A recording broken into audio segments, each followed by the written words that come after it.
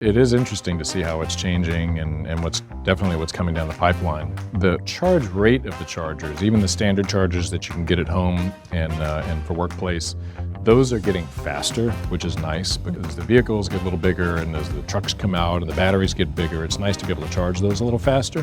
So having some higher amp chargers is really nice. That by itself, even though that's not a big technology improvement, it is very nice. But the ability to see the status of the charger, for it to send you a notice if it's having a problem of some kind, to get that so you don't wake up in the morning to find there was a problem, that communication is improving a lot, and that is interesting.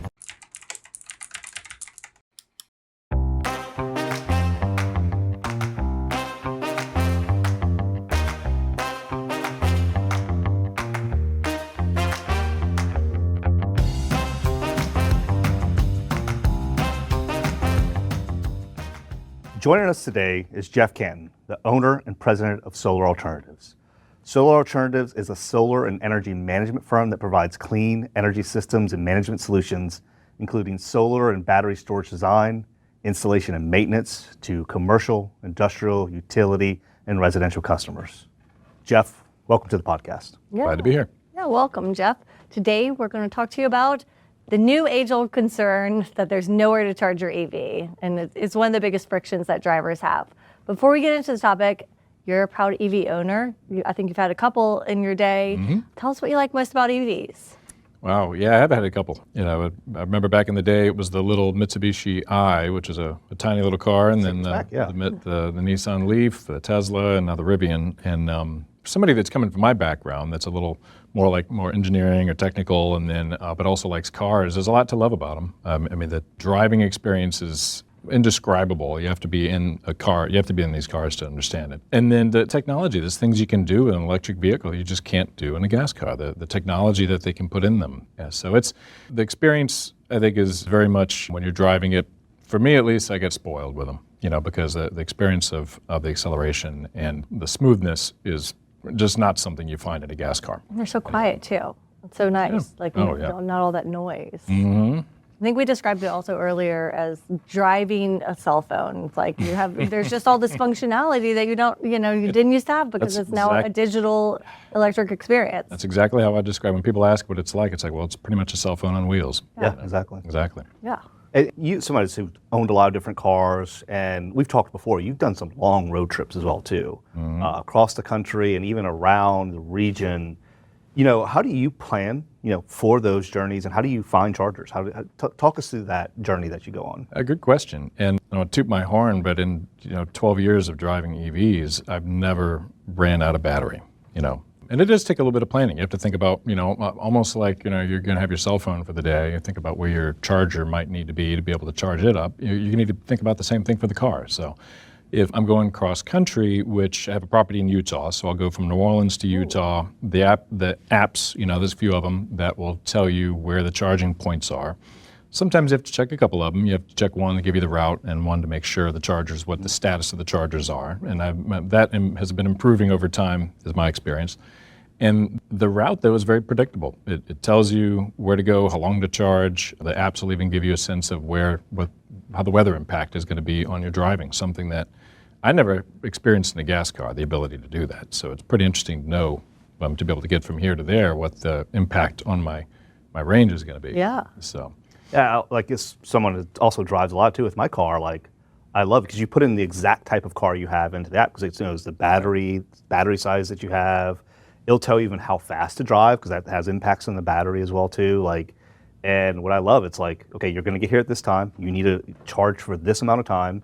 You might not need to charge to 100% or 80%, whatever it may be. Hey, you might only need to get to 65%, and that'll get you to the next stop. Exactly. Right? And that stuff, it's faster to do that than constantly keep going up. Because also the battery charges faster when it's at a lower percentage as well too. That's kind of one of the nuanced things that people learn. But all these apps and things do this calculation for you. That's the beauty. Even the car itself, right? Some cars do that for you themselves. Well, it builds your habits, right? Mm-hmm. So your car tells you when to do it, and then the habit of plugging it at home or plugging it at work or remembering to top off, something you kind of do inherently. And in a gas car, when you're driving around, you might think to top off, but when you're in an EV, you have that opportunity to charge at home. So it becomes more of a habit of, let me make sure I keep a good healthy range in the vehicle, and that's what lets me have the confidence to go wherever I need to go at least. Yeah. And you mentioned you have not ran out of battery yet, but forbid something happens, and what would happen if someone did run out of battery with an electric vehicle, like, you know, if that did happen? My experience, and I've had friends that have had that happen, but if they run out of battery, typically the worst case is I've seen like a Tesla will get towed to a Tesla supercharger and then they'll boost it up and it'll be on its way. But really, when you think about what it takes to empty a battery, the cars don't just kind of conk out and go to zero. They give you a pretty good sense of like, hey, you know, here's your status, here's when you need to be charging, you're getting close to the end of the range, go ahead and charge. So there's very rarely like a surprise that you're going to need to charge. And I've found that the ability to hypermile, right, to actually extend the range that you do have. that term Yeah, used? Hypermile? Hypermiling, Okay. yeah. So this is the Expound whole upon thing. that. And you know, I always try to think of analogies with gas cars, and I haven't found an equivalent with hypermiling. But if your car tells you you have 50 miles left, say, on it, that's assuming 50 miles of the way you've been driving typically for the last 150 miles, right? So it's trying to extrapolate what you're going to have in mileage. But in reality, your driving can dramatically change the efficiency of that last 50 miles of range. So I've had experiences where I've been in Laplace and around New Orleans and had to travel to Harahan back to my office. And it's I think it was about a 24-mile run. And I think the battery said I had 8 miles left in it. And I still got back to Harahan. Oh, well, But you had to use very good practices, drive slow, brake slow, and you actually can extend that range. So you're never really trapped in your range. Your habits, what devices you're running in the car and the vehicle, the accessories can have a big impact on that. fascinating. I'm sure you're feeling it though when you're doing it. I know, I would have so much anxiety just hearing about it. No, it actually is not. It's a comfort knowing that no matter what my range is, as long as I'm in reach of where I need to Yeah. go, I can adjust my habit a little bit and still get there just Yeah. fine. Feels like it might take a little getting used to as a EV It's driver. a little bit of a learning curve there, but it's a valuable one because it's something you become very aware of your energy use, you know, in the vehicle, and you never really feel constrained by your range in that sense. That's great. So a second ago you mentioned home charging at home. You do it every night. Can you talk about that more? I think research says about 80% of charging is done at home for EV owners, which in my mind means that's really where it's happening. You're leaving with a full charge every day. But what is it like for somebody to get a charger installed at their home? Is it difficult? Is it expensive? Who do you work with? What was that process like for you? I think you do that probably for people. So what is that? We do it for people. It's Yeah. kind of cheating to do it for myself, but no. But we do a lot of installations of home chargers, and I have a charger at home, and it can vary a good bit. A lot of folks have a electric panel in their home that's close to the driveway, so it tends to be pretty easy to put a charger. And whether that's a actual electric vehicle charger where you've got a cord on it that you can take and plug into your car, or just an outlet that the charger that comes with the car can be plugged into. 80% of the time, it's not a lot of work to actually put that circuit in. It might be the equivalent of electric dryer, circuit. So some people think you've got to have this big device attached to the house, but it really is a fairly standard electric circuit. And the effort involved is usually half a day for a couple, electricians to put it in. And so pretty much any electrician could come do this for you. Exactly. Yeah. Is the cost something that people should consider when they're budgeting for an EV, this as well, that they need to budget for this, charger installation at their home? It's good to think about it. It's almost always less than $1,000 to get it put in.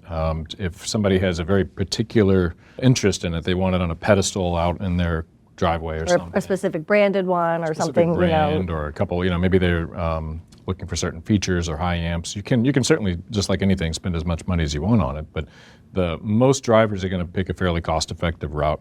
My experience lately with a lot of the new drivers has been that the car companies themselves often provide an allowance for that. So many of the brands will provide a few $100s or $1,000 something towards the charger.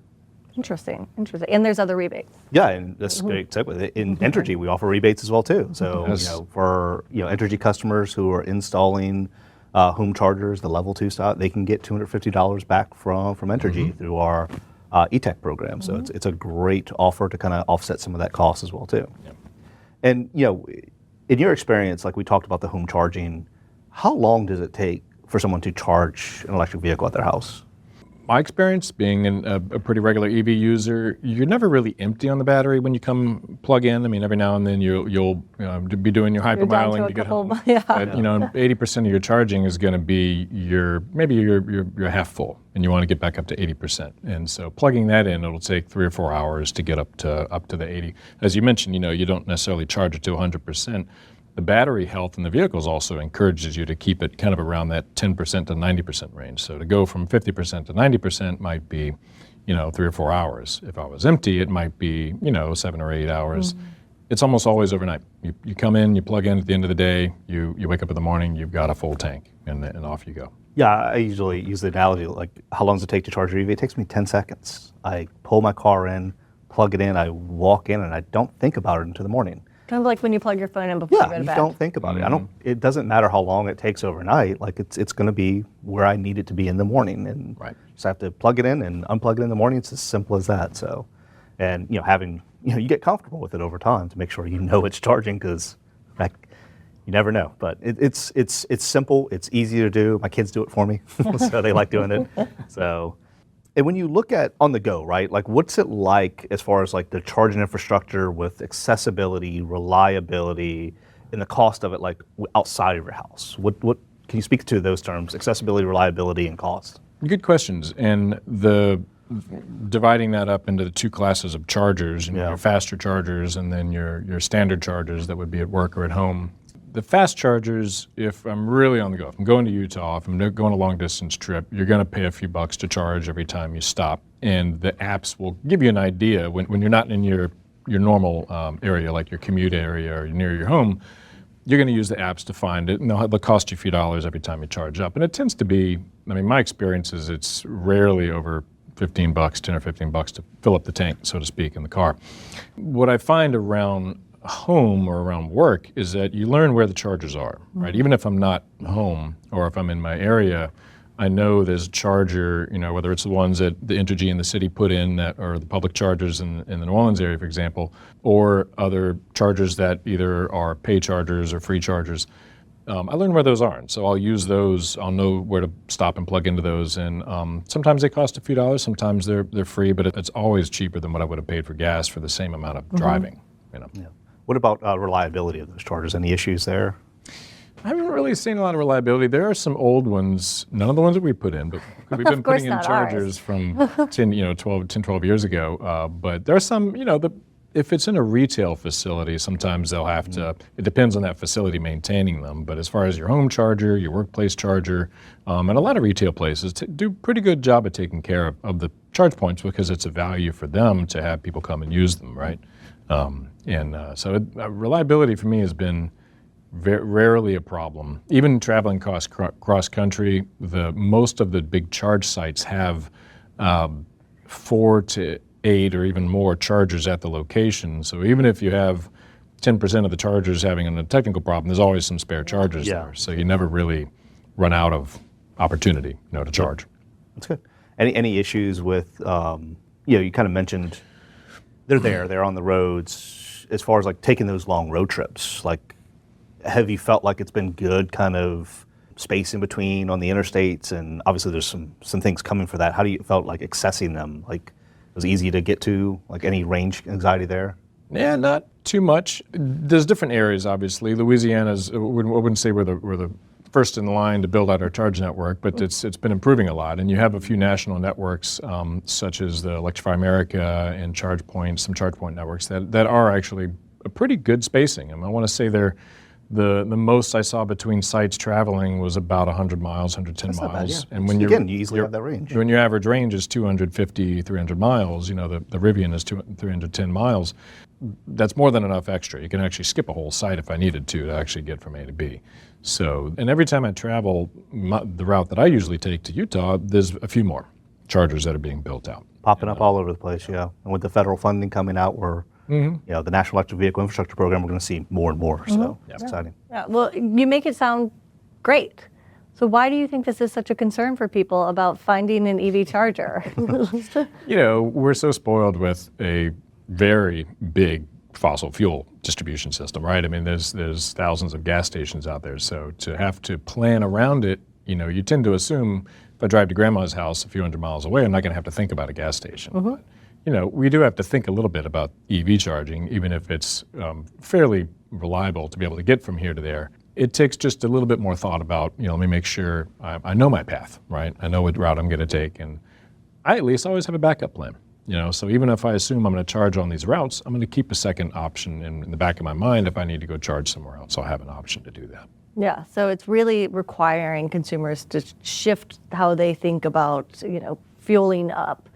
You talked about home charging. That's where they're going to probably do most of it. They'll leave every day with a full tank. But when it comes to long-term things where people might get more nervous, a backup plan's a good option, just kind of getting used to, you know, having to plan in general. Just think about it. You know, and as you mentioned earlier, the apps are actually doing more and more of that for you. You know, so the more, as long as you tell it, here's where I'm going to go, it'll give you an option A or option B. Oh, really? How to get Yeah. there. So, yeah. They're doing that for you. I love that. I like not having to think. And kind of speaking of that too, like as someone who's been driving this so long, and you mentioned the apps, you mentioned the chargers, like what kind of technology has advanced? Like what's kind of come and what's coming when it comes to whether the chargers themselves, the way they interact with apps, how to software, and how to use the chargers, kind of how does that advance and where's it going? yeah, that's a good question. It is interesting to see how it's changing and what's coming down the pipeline. The charge rate of the chargers, even the standard chargers that you can get at home and for workplace,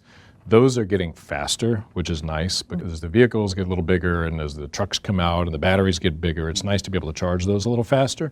So having some higher amp chargers is really nice. That by itself, even though that's not a big technology improvement, it is very nice.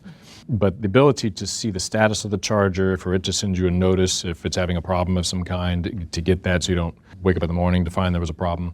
That communication is improving a lot, and that is interesting. It's like a smart charger talking to It's a a network. smart charger, yeah. You talk, and you can have an app for the charger on your phone, basically, right? And it'll integrate with like a smart home. A lot of them are being bridged into smart home solutions. You know, we do a lot of the solar battery systems, and so some of the chargers are actually tying in with backup power systems to where you can run them when the grid is out and still be able to moderate the charging so it doesn't kick the rest of your house offline. Interesting. Yeah. Some of the chargers coming out in the next year or so also are bi-directional. And so if you're, you know, I know the people know the Ford Lightning, for example, has the ability to plug into the back of it like a generator, but also has the ability to install a charger that can run part of your home, you know, if there's a storm roll through or something.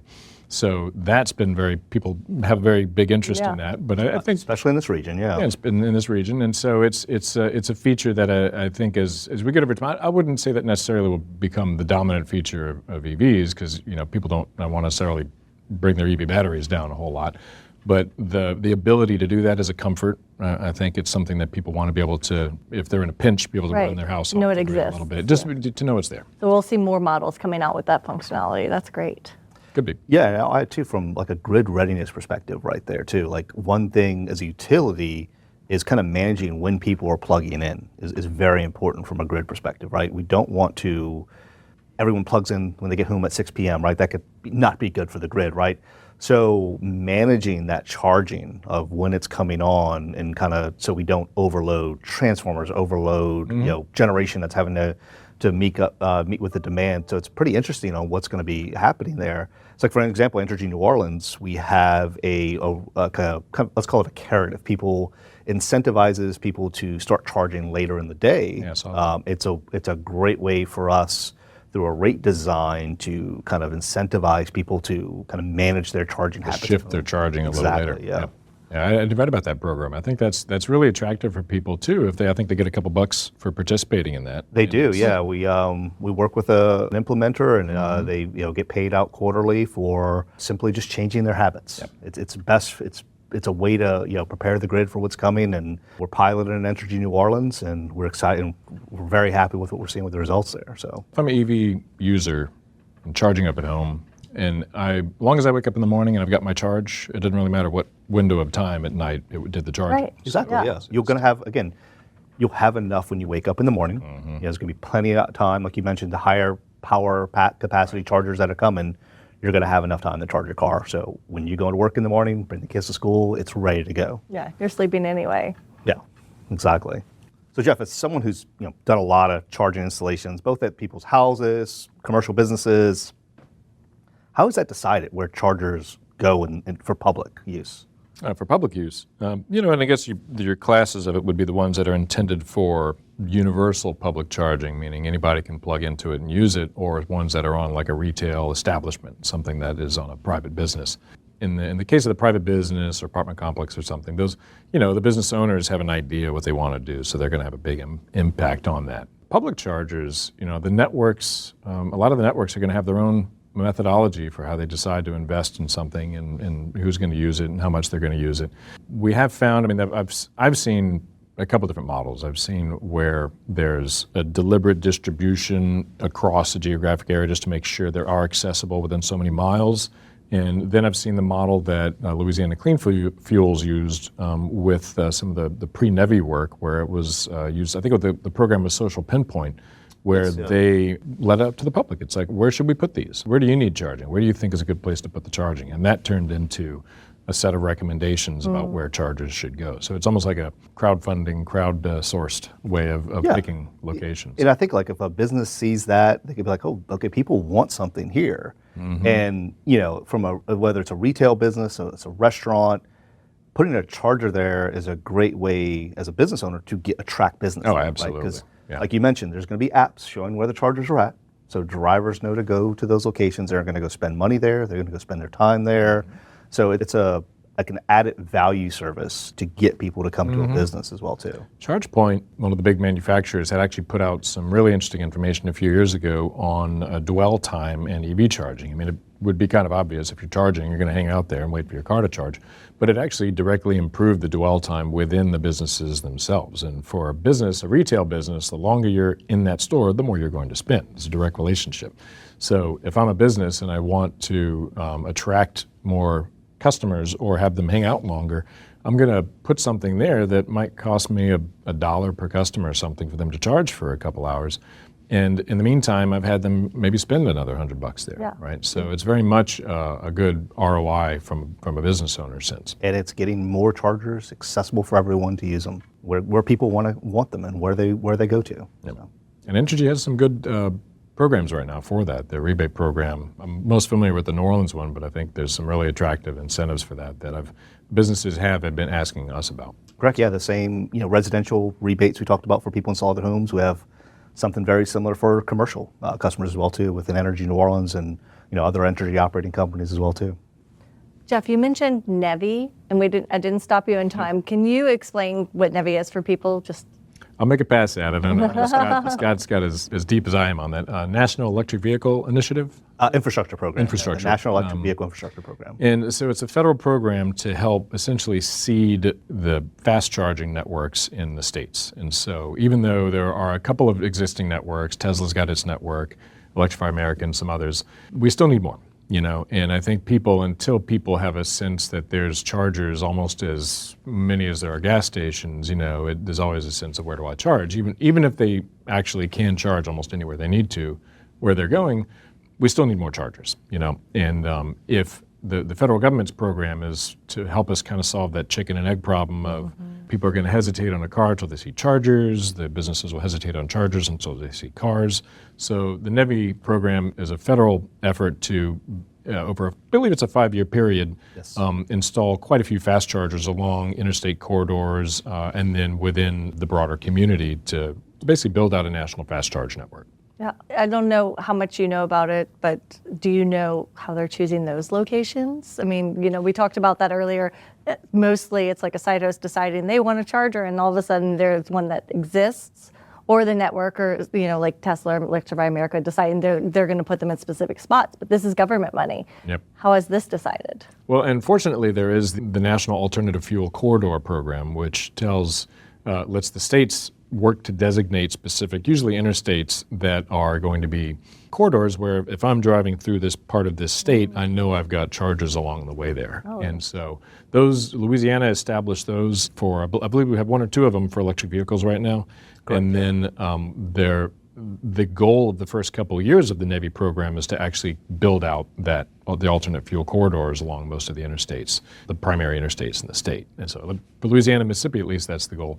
But the first 2 years are very focused on along interstates, building out those corridors. Right. Yeah, one trend that we've seen there, kind of looking across the nation and states, because the federal funding is flowing to the state governments, the State Department of Transportations, who do requests for proposals.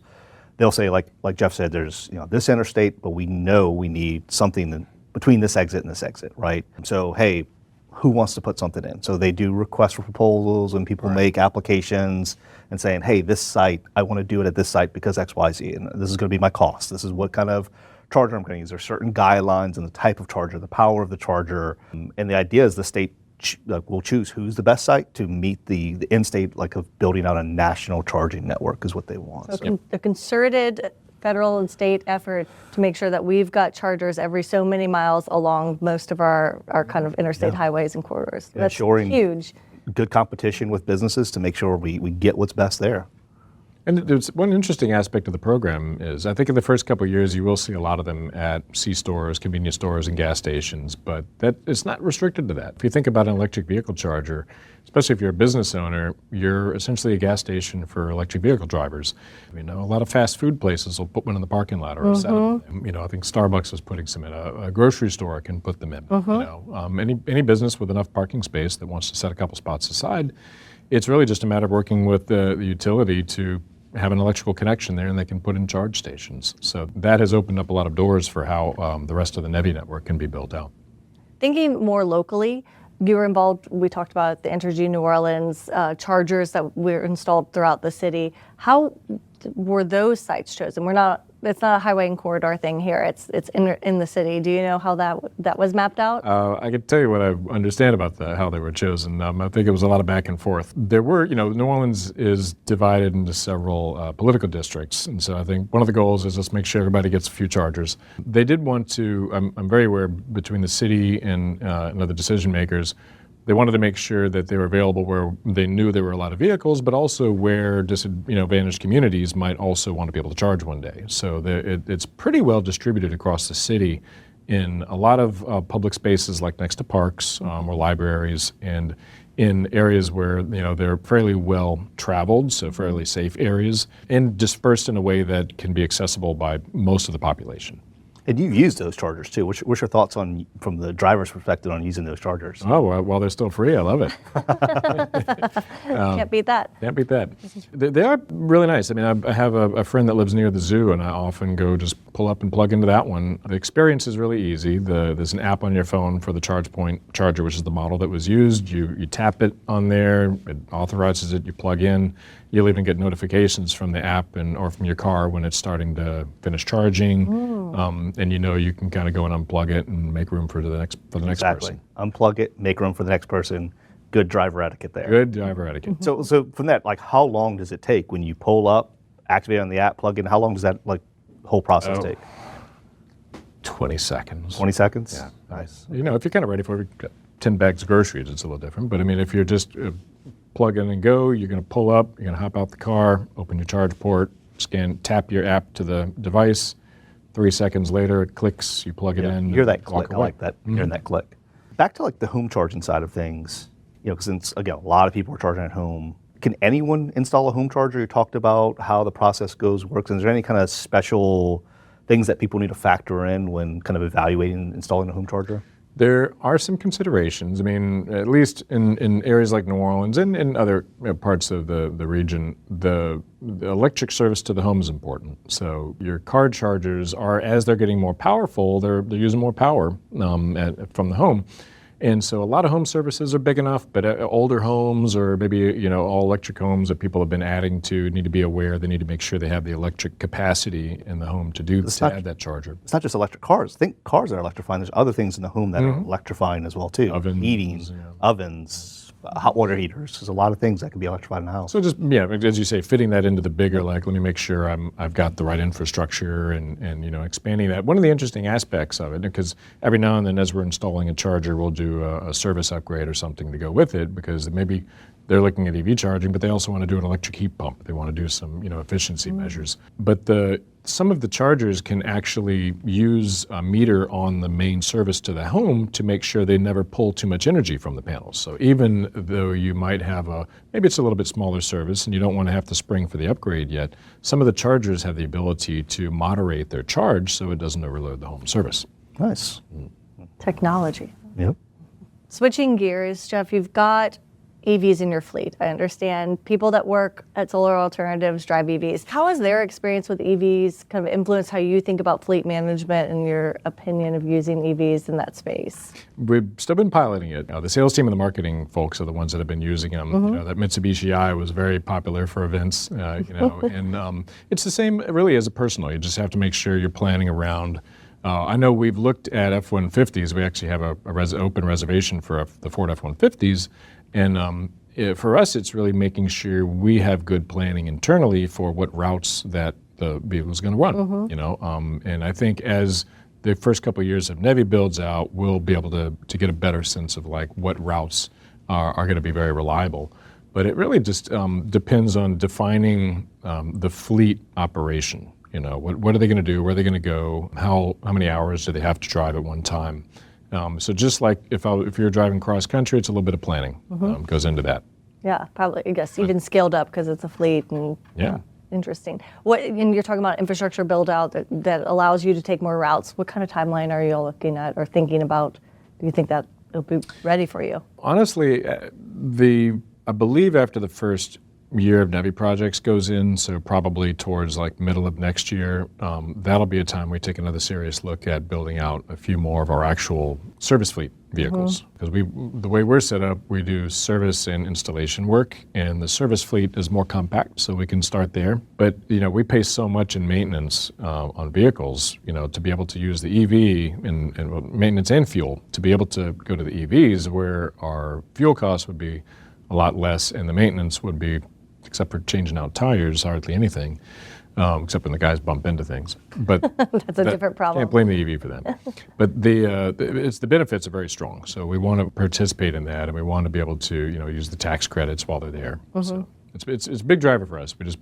Just like a lot of folks who want to kind of plan out as the network builds out, we're going to plan our fleet build out with that. Nice. So we talked a lot about how the charging experience is improved over time, power, things like that. What's coming next? What are the new technologies? Look at blue sky, wireless charging, battery swap, whatever it may be. Like what excites you about new technologies that are coming that's going to really make the charging experience that much better for drivers? That's an interesting question. It is nice to have faster chargers. A lot of the chargers that were in the networks that are existing are 150 kilowatt. Some of them are 350, but a lot of the newer ones they're proposing are more than that. So, and the vehicles can charge faster. So it's just like. So for our viewers at home, the higher that number, the higher the kilowatt number, the higher the faster number, the charge. The faster you charge. So, as those numbers grow, the time that you spend at the chargers is less. So even though right now, even driving cross country, the time I spend at a charger is barely enough to go inside, get a drink, and do whatever you got to do, and then come back in the car, and you're pretty close to being charged.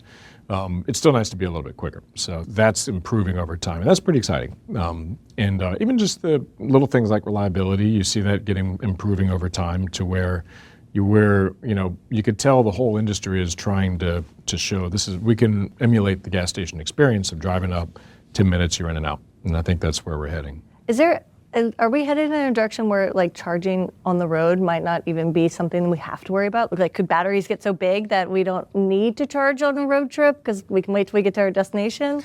Well, there is this whole, I think the Dutch built a road recently that has charging built into the road itself. So as you're driving, you're charging your car. So you wouldn't even, ever need to stop? Wouldn't even need to stop. I mean, that'd be pretty neat. I'd love to see somebody. Just like a cell phone has wireless charging, right? Just a moving wireless charger. Love that idea. Wild. Can imagine from the grid perspective what goes into that. Okay.